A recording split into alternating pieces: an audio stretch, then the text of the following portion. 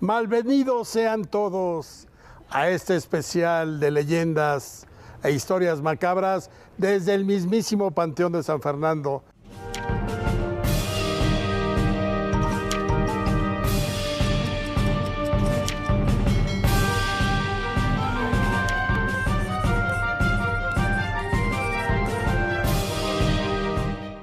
Y estamos en el ADN de la historia con mis queridos Isabel Revuelta. Hola, ¿qué tal? Y Benito Taibo, más macabro que nada. Increíble, porque seguimos recordando en estas fechas todo aquello que nos hace espantarnos. Y bueno, pues bienvenidos al ADN macabro. Que no es lo mismo que macabrón. No es lo mismo. No. A ver, no, pues... ¿Qué tienes que decir? ¿Tú no creciste con historias de aparecidos? No. ¿Por qué tu familia era tan aburrida? Pues, no, al revés, eran muy científicos, todos no creían en obviamente no existe el hombre lobo ni Drácula, pero pues, todos los niños de algún modo, en algún momento dado, topamos con leyendas. Y tú más que eres un avesado lector. Claro, claro. Momento, leí todas las historias de terror que cayeron en A ver, mis pues manos. empecemos por ahí. ¿Qué recomendarías así de a bote pronto? Se habla muchísimo de Stephen King, que es uno de los grandes maestros del horror, pero Stephen King habla de Clive Barker. Clive Barker tiene una trilogía llamada Sangre, que es... A mí me encanta King. Bueno, y ya verás a Clive Barker. Nunca Clive lo he Barker leído. es una joya. Okay.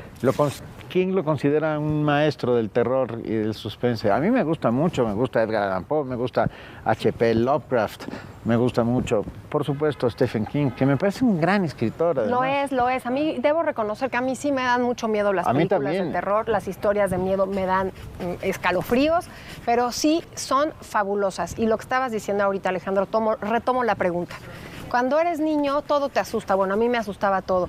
Y de las primeras leyendas que fueron recurrentes en mi niñez, era algo que se oía mucho en México y era el tema de La Llorona. Hay muchísimas versiones, hay muchas interpretaciones. Incluso acabo de encontrar una en San Ángel, que es donde yo vivo, por la calle de Arteaga, donde bajaba el río Chico, el puente de Río Chico, por ahí también se aparecía. ¿Por qué tiene que ver La Llorona con el agua, con los ríos?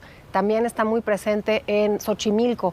Bueno, pues resulta que una de las versiones es que no es que asesine a sus hijos de otra forma, sino ahogándolos en agua, y por eso se aparecerá siempre donde hay agua. Pero ese grito escalofriante, incluso hace unos años salió una caricatura de La Llorona, y yo me sobrecogía con la caricatura de ver esa mujer ¿Pero llorando. caricatura? ¿La película? Sí, es una película de caricatura.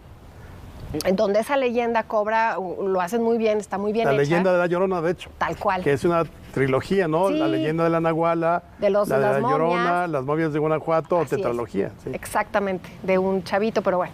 En casa no se contaban historias de miedo y sin embargo, cada vez que nos íbamos los amigos de campamento, por supuesto, tiendas de campaña, fogata, ¿y qué hacías? Pues contar historias de miedo. Claro, pues es que ese era exactamente, por eso te Y luego no comentaba. podías dormir en toda la noche. Claro. Entonces, 4 meses. Y la de las haciendas.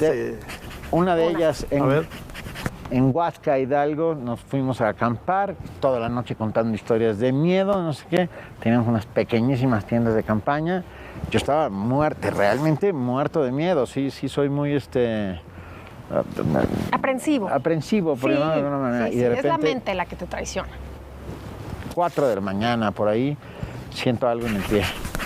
Y de repente siento, bueno, para no hacer cuento largo, una vaca se metió dentro de la tienda de campaña a lamerme los pies, solamente para recordarme que eran más peligrosas las vacas que los muertos. Ay, Oye, ¿no te aterraste? Brinqué y tiré la tienda de campaña y bueno, claro que me aterré. Qué susto, claro, qué susto. Y bueno, cuando vi El Exorcista por primera vez, dormí como un mes con la luz prendida. Oye, ¿pero la viste en cine? La vi en cine. Yo no la he visto, mi papá me hizo prometerle que es por lo nerviosa que era, nunca la vi. Híjole, ¿No la vas a ver nunca? No, realmente sí me da miedo, no me gusta. Es solo del diablo. No más, es solo nada más del y de diablo. poseídos y demás. No, sé que ya está sobrepasada y hay unas muchísimo más de miedo. Mis hijos me obligaron hace unos años a ver en unas navidades con toda la familia una película que parece ser que es la que más asusta y es espeluznante. Se llama Siniestro, Sinister. Es buena. Terrible. Este es un experto. Yo la verdad soy... No, en mi casa era, o sea, en vez de ponerte la familia Telerín nos ponían películas de miedo y mi mamá nos contaba de la decapitación de Jack el Destripador y cosas así, ¿no?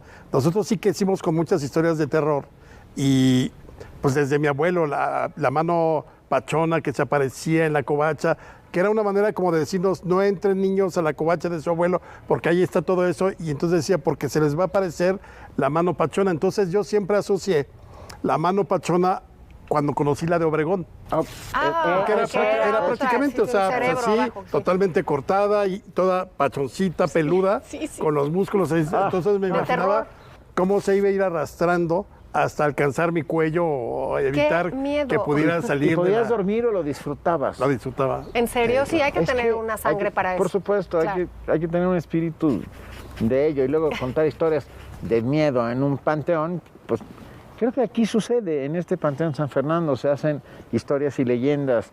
Sí. Y estamos justo en temporada de muertos. Si pueden, dense una vuelta porque la ofrenda de este panteón espectacular, Museo Panteón, en medio de la Ciudad de México, es una maravilla. Oye, y de esas leyendas que también provienen de ese México virreinal que estaba cargado de todo eso, quien hace una muy buena recopilación es Artemio de Valle Arizpe, con esas leyendas que son pasadas primero de forma oral y ya después de forma escrita, porque en realidad esas leyendas ya las heredamos de la literatura. Y es nada más que la gran y famosa leyenda de Don Juan Manuel. Claro. Que sí, cuando eres niño te asusta muchísimo, dices, voy a ir al centro histórico, primero está La Llorona y luego está Don Juan Manuel, ese hombre que sonaban las 11 campanadas de catedral y que traía puesto un gabán y un sombrero y le preguntaba a su víctima, ¿qué hora es? Y entonces revisaba el reloj, las 11, dichoso tú que conoces la hora en que vas a morir. Y entonces, investigando, porque se han hecho muchas versiones y muchas historias, tiene un poco de verdad, el personaje existe, es Don Juan Manuel de Solórzano, existe obviamente toda esta, lo que tú dices, Alejandro, la mano era para no se metan al closet. Estas historias eran para dar, digamos, es una advertencia a los pobladores y además era una crítica a la autoridad que porque no era seguro transitar a las 11 de la noche. Yo creo que ni en la época virreinal ni en la de ahorita, ¿no? Que transites por las calles de México. Sobre todo, por ejemplo, todas tienen una especie de moraleja, porque por ejemplo la de Don Juan Manuel, el de la leyenda, se supone que es un hombre que se casa con una mujer muy hermosa. Mariana. Pero es muy celoso. Entonces lo acometen los celos a cada rato hasta que está casi desquiciado y entonces hace un pacto con el diablo, o se le aparece el diablo, que cuando las almas son débiles, de templanza y de carácter, se aparece y te seducen. Le dice a Don Juan Manuel, yo te puedo ayudar a que encuentres la persona con la que te engaña tu mujer. Y por eso, durante varios días, le dice, mira, en la noche tú sales con tu capa y le preguntas al transeúnte que veas caminando por la calle donde está la casa, le preguntas la hora y si te la dice, ese es el asesino. Digo, ese es el amante. El cuerno. Y entonces, por eso cada vez que alguien le daba la hora, lo mataba. Y así mató a 2 o 3. El primer asesino serial, digamos, pero en la leyenda. En la leyenda, claro. Finalmente, en un momento dado, se arrepiente, se da cuenta de que ha sido engañado por el diablo, va con los franciscanos y le perdona la vida, pero regresando a su casa, va a la Plaza Mayor y ve un cortejo fúnebre con un ataúd. Y cuando se asoma al ataúd es él. Y aparece colgado Don Juan Manuel la mañana siguiente. Y cuando ya le toca el arrepentimiento es porque no podía tener hijos con Mariana y entonces un sobrino suyo llega a vivir con ellos y uno de los asesinados es su sobrino. Y es ahí donde llega la epifanía de decir, he sido un monstruo, maté a mi propio sobrino. Pero bueno, es una de Y la casa existe, claro. La casa de Don Juan Manuel histórico. Sí, claro. Literatura. A Francisco Hagenbeck, gran amigo, lamentablemente ya se nos fue, tiene una novela maravillosa llamada El Diablo me obligó. No se la pierdan, es realmente espectacular. Y ahorita voy a seguir pensando en literatura mexicana que tenga que ver con otra, en narrativa cinematográfica. Siempre por estas fechas vemos Macario, es muy bonita, me parece muy bien, pero para mí la mejor realizada, con lo macabro, sin que te mueras de miedo, es El esqueleto de la señora Morales. Se me hace un suspenso muy bien llevado. Obviamente todo el tiempo estás pensando, un taxidermista profundamente enamorado de su mujer, la mujer lo rechaza horriblemente, un Arturo de Córdoba fantástico, fenomenal. No recuerdo el director en este momento de esta película. Ser Gabaldón, ¿no? Pero todo el tiempo va surgiendo esta tensión entre ellos dos. No les cuento el final porque verdaderamente es una joya, pero me gusta para esta época macabra el esqueleto de la señora Morales. No, pero ese es como tomarte un pastel de fresa. Es que te digo que las que asustan... Yo creo que hay 4 películas verdaderamente aterradoras del cine mexicano. A ver. De los años 70, que además el guionista era Carlos Enrique Taboada. La primera es Más negro que la noche. Estoy de acuerdo Veneno contigo. para las hadas. Más negro que la noche, que era Lucía Méndez de chavitita, Claudia Isla chavitita, Elena Rojo chavitita, espeluznante esa película. Sí. Veneno para las hadas, también, es una gran película. Hasta el viento tiene miedo. Hasta el viento tiene Estoy miedo. de acuerdo. El niño de piedra. Esa no la vi. Que es un niño que supuestamente es una estatua de un niño que está en un jardín de una casa y que cobra vida en las noches. Ok. Y una más que añadiría yo, la tía Alejandra. La tía Híjole, horripilante esa. Pilar Pellicer era, ¿no? No, Carmen Montejo. Isabela Corona es la tía Alejandra. Isabela Corona, cierto, es verdad. Y hicieron remake a finales de los 90, principios de los 2000, terriblemente malas. Sí. Así que si pueden ver las originales de los años mediados de los 70, esas son las buenas. Claro, obviamente ya se ve otro tipo de producción del cine y demás, pero valen totalmente la pena Increíble. Para esta temporada. Oye, y cuando eres chamaquito y te quieres buscar problemas, porque esa es la verdad, cuando sabes que eres miedosa y no debes de ver Pesadilla en la calle del infierno, vives en Coyoacán y tus amigos, tus vecinos te invitan a conocer una de las leyendas más escalofriantes de tu barrio, y es la del el Callejón del Aguacate. El Callejón del Aguacate es un pequeño callejoncito que está entre las calles de Francisco Sosa, por el centro de Coyoacán, y lo que te encuentras supuestamente a las 11 de la noche también, como don Juan Manuel, es a 2 niños que murieron atropellados. Unos dicen que vieron a uno, otros dicen que vieron a los 2, con la bicicleta, sin la bicicleta, pero el chiste es que cada época de Halloween o de Día de Muertos íbamos al Callejón del Aguacate. Cada barrio ¿Atropellados en la época virreinal? No, ya en el siglo XX, por eso era todavía más sobrecogedor, porque se aparecían los del siglo XX. Ahora está tan chiquito el callejón que no te explicas. Ese era el miedo, cómo te echabas en reversa.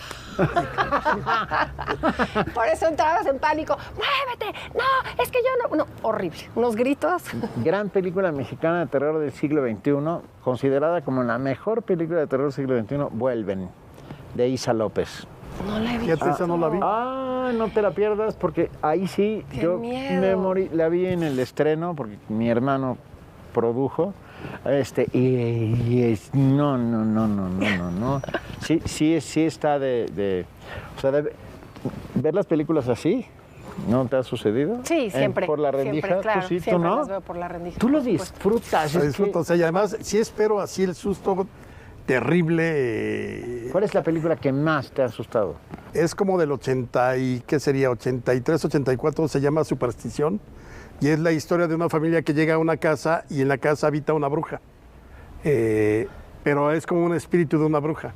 No tienes una idea. Esa fue como mi bautizo de fuego para ya no... Fuera de ahí ya puedo ver... puedo estar viendo El Exorcista e invocando al diablo al mismo momento. A las 3 de la mañana, 3:33. ¿Qué dices? Y haciendo mi ¿cómo se llama? El pentagrama. No, eso ya es satanismo. Todo eso y no me da miedo. Pero esa, pues yo tendríamos 14 años y fíjate, Rodrigo, mi hermano chico, es aún peor, porque siempre le gustó lo mismo. Además, ya siendo el chico como que le gustaba más.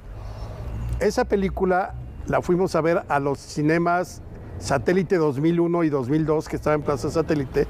Y entonces fuimos mi hermano mayor, yo y otros primos, ¿no? De más o menos de la edad.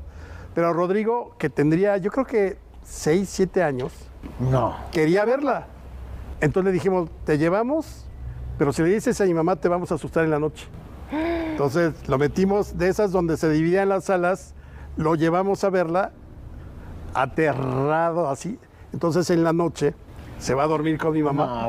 Y le dice, mamá, ¿me puedo dormir contigo? Y entonces mi mamá, pues, como siempre, el ojo visor, tus hermanos te llevaron al cine, ¿verdad? Y entonces, sí, ya el otro día no regañó a mi mamá, pero pues él quiso. Entonces ya a partir de ahí igual ya dejó de temerle a todo. Una gran película también de suspenso que da muchísimo miedo, de épocas recientes, Los Otros. Los Otros es Nicole Kidman. En una casa, no la vamos a echar a perder de contar el final, es de Alejandro Todos se Amenábar. mueren. Bueno, y es una película también que ahí sí debo de reconocer que tengo una especie de morbo o de adicción, porque sé que me van a dar miedo. Las de suspenso, por ejemplo, el orfelinato también de ese estilo, o El Sexto Sentido, no tanto de apariciones y demás, o sea, sí tienen una forma de manejarse el suspenso. El resplandor. El resplandor, de ese estilo, son sobrecogedoras, pero sí, la que más me ha asustado es Siniestro. Se trata de un escritor que su trabajo evidentemente es por las madrugadas, cosa que me viene pésimo porque siempre que estoy escribiendo y lo recuerdo me da muchísimo miedo, y justo la casa está embrujada. Pero está escribiendo de unos crímenes. Ese Además, es el punto de él. Ese es el punto. De los crímenes que se van a relacionar con la historia. Exacto. Pero fíjate, El Resplandor, yo creo que las novelas de Stephen King son buenas si las lees, pero casi todas han fracasado como cine. Sí. No, incluso a mí El Resplandor me parece una joya. Pero It fue primero serie de televisión. Bueno, It es muy buena película. A mí no me parece mala película. A mí se me cae cuando al final, esa araña gigante extraterrestre. O sea, no estoy manches. de acuerdo. Ahí sí. Pero todo el principio de la película Todo eso está bien. fantástico. Alerta de spoiler. Claro. No, bueno, pues, si no han visto It a estas alturas de la vida, ¿saben qué? Péguense un tiro y arrójense del barranco. O sea. Vamos a un corte y volvemos con más historias de terror desde el Panteón San Fernando, gracias a la Secretaría de Cultura de la Ciudad de México.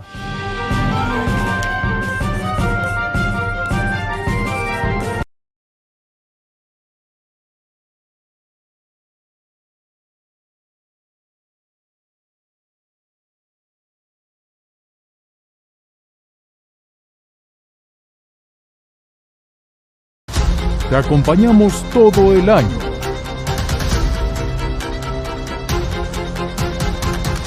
Mantente bien informado a lo largo del día. En tus espacios favoritos.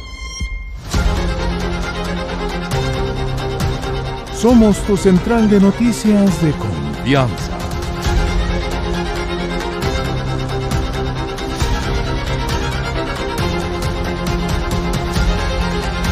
Que te comparte todo lo que sucede en tiempo real.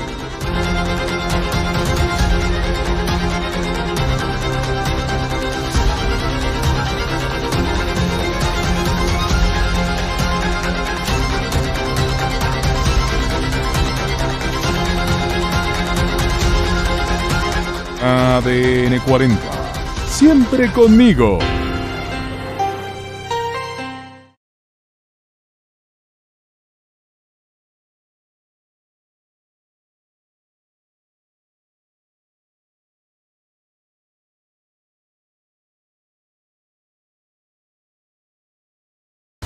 Te acompañamos todo el año.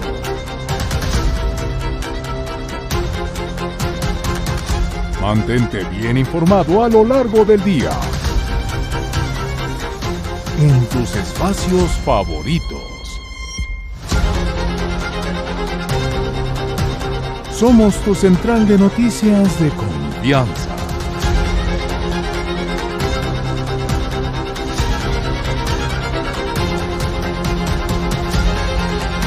Que te comparte todo lo que sucede en tiempo real.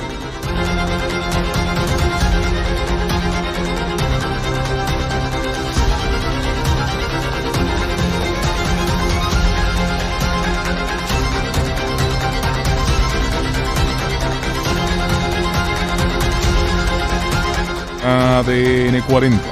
Siempre conmigo.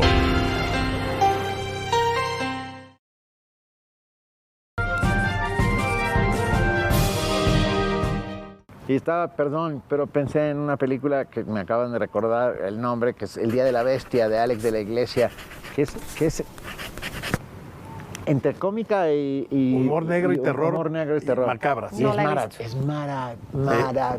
No la he visto. Maravillosa. Y obviamente lo macabro y lo terrorífico en la historia de la humanidad, también sacado de la literatura, son Drácula y Frankenstein, Claro. obras del siglo XIX, inglesas las dos. Mary Shelley, hija de Mary Wollstonecraft, que también una mujer muy adelantada, ambas. Me parece increíble que en las condiciones en las que se encontraban las mujeres haya podido escribir una obra magnífica, impresionante, en todas sus ediciones. No se la pierdan, puede ser una historia de amor.